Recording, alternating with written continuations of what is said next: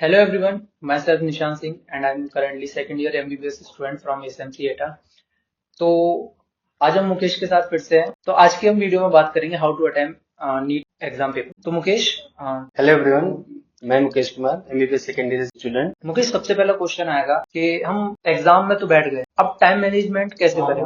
देखो, सबसे पहली बात कि अगर हम बायो ले रहे हैं तो इसका सीधा सा मतलब है कि हमें मैथ नहीं है, और अगर हमें मैथ नहीं आती तो इसका मतलब है कि हमें फिजिक्स से डर लगता है, फिजिक्स थोड़ा सा वीक है। तो अगर अटेम्प्ट करने की बात की जाए तो अगर आप पहले फिजिक्स अटेम्प्ट कर लेंगे और बाई चांस कुछ गड़बड़ होगी तो वो आपकी डर बैठ जाएगा दिल में। तो इससे अच्छा है कि हम आसान सब्जेक्ट को पहले अटेम्प्ट करें, जिससे हमारा कॉन्फिडेंस बढ़ जाए। तो सबसे पहले बायोलॉजी को अटेम्प्ट करना चाहिए, फिर केमिस्ट्री और फिर फिजिक्स। मुकेश, ऐसा होता है कि अब हमने एग्जाम अटेम्प्ट करना शुरू कर दिया है, उसमें जो क्वेश्चन हमसे बन ही नहीं रहे हैं, उनका हम क्या कर सकते हैं?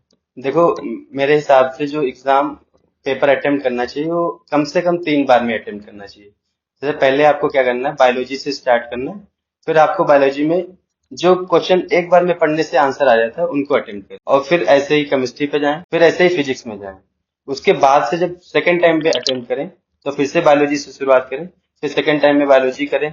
फिर ऐसा होगा कि कई बार पहली बार में नहीं समझ में आता है, दोबारा जब क्वेश्चन पढ़ते हैं तो हमें आंसर आ जाता है। तो ऐसे करके फिर बायोलॉजी करें, फिर केमिस्ट्री करें और फिर फिजिक्स करें। मतलब आप बिल्कुल ऐसा ना करें कि एक क्वेश्चन में 5 मिनट लग गए, उसमें फंस गए, तो उससे आपको कॉन्फिडेंस लूज हो जाएगा, डर लगने लगेगा। फिजिक्स कैसे करें, केमिस्ट्री कैसे करें, पता लगे आप क्वेश्चन कर रहे हैं फिजिक्स का 10वां क्वेश्चन जिसमें 5 मिनट लग गए, उसके आगे वाले क्वेश्चन आसान है। तो कम से कम 3 बार अटेम्प्ट, ये सबसे सही तरीका है। उसके बाद एक क्वेश्चन आता है मुकेश के, कोई एक क्वेश्चन है उसमें हमको 50% लग रहा है कि बी ऑप्शन होना चाहिए और 50% लग रहा है कि सी ऑप्शन होना चाहिए, ऐसे क्वेश्चन में हम क्या कर सकते हैं? देखो, सीधी सी बात है, हर साल एनटीए की आंसर की आती है, उसमें 4-5 क्वेश्चन बिल्कुल। उल्टा सीधे रहते हैं। तो मैं तो ये कहूंगा कि जो 50-50 लग रहे हैं उनको तो बिल्कुल ही कर देना चाहिए, जो तुम्हारे दिल में आए कर दो। और बात रही क्वेश्चन छोड़ने की, तो छोड़ने से मेरे ख्याल से कोई फायदा नहीं है। अगर आप 10 क्वेश्चन छोड़ के आते हो, इसका मतलब आप 40 नंबर गंवा रहे हो।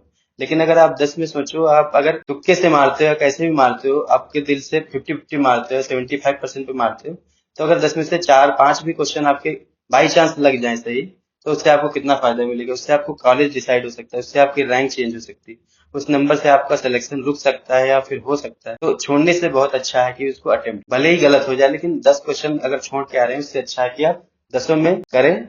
4 क्वेश्चन, 5 क्वेश्चन, अगर आपकी किस्मत है तो 6 क्वेश्चन वो सही निकल। मुकेश, जैसा कि हम लोगों ने देखा है कि लास्ट कुछ ईयर से असर्शन रीजन का जो ट्रेंड है वो बढ़ चुका है।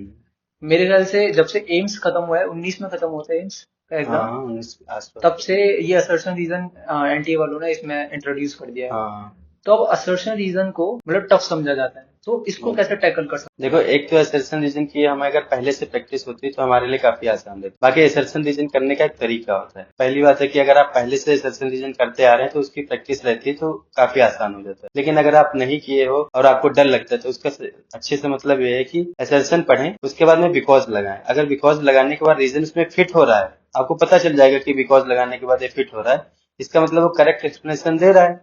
और अगर आपको दोनों स्टेटमेंट अलग अलग लग रहे हैं कि पहला असर्शन कुछ और कह रहा है, रीजन कुछ और कह रहा है, मतलब रिलेट नहीं कर पा रहे हैं, बिकॉज लगा के वो फिट नहीं बैठ पा रहा है, इसका मतलब है ज्यादातर चांसेस में बी वाला ऑप्शन सही होता है।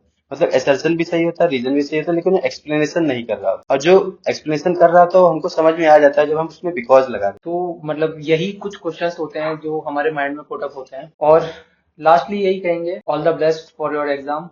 वहां जाके डरना नहीं है, आप लोगों ने बहुत मेहनत करी है, बस अब उस मेहनत को वहां जाके दिखाना है। लास्टली मैं ये कहना चाहूंगा कि 25 लाख बच्चे पेपर देने जा रहे हैं, उसमें से मुश्किल से 20-25 हजार सेलेक्ट, लेकिन जो 50% होते हैं सेक्शन से कोई लेना देना नहीं, उन्होंने 12th पास की, फॉर्म डाल दिया, पेपर देने आए। जो कंपटीशन होता है मेन होता है 1 लाख में, वो एक लाख सारे बच्चे कैपेबल होते हैं नीट एग्जाम को क्रैक करने। उसमें जो सेलेक्ट हो जाते हैं, जो रह जाते हैं, उनमें सिर्फ इतना ही डिफरेंस होता है कि कोई अपने स्ट्रेस लेवल को हैंडल कर लेता है, कोई अपने स्ट्रेस लेवल को नहीं हैंडल कर पाता। मेन चीज ये है कि आप इस टाइम पे आप रिलैक्स रहिए, अच्छे से सोइए, और जो टाइम मिला आपको उसको यूटिलाइज करिए, वेस्ट मत करिए, पढ़ाई करिए। All the best. Best for exam, तोड़ के आइए एग्जाम को। छोड़ के आइए, आपका इंतजार करिए एमबीबीएस सीट।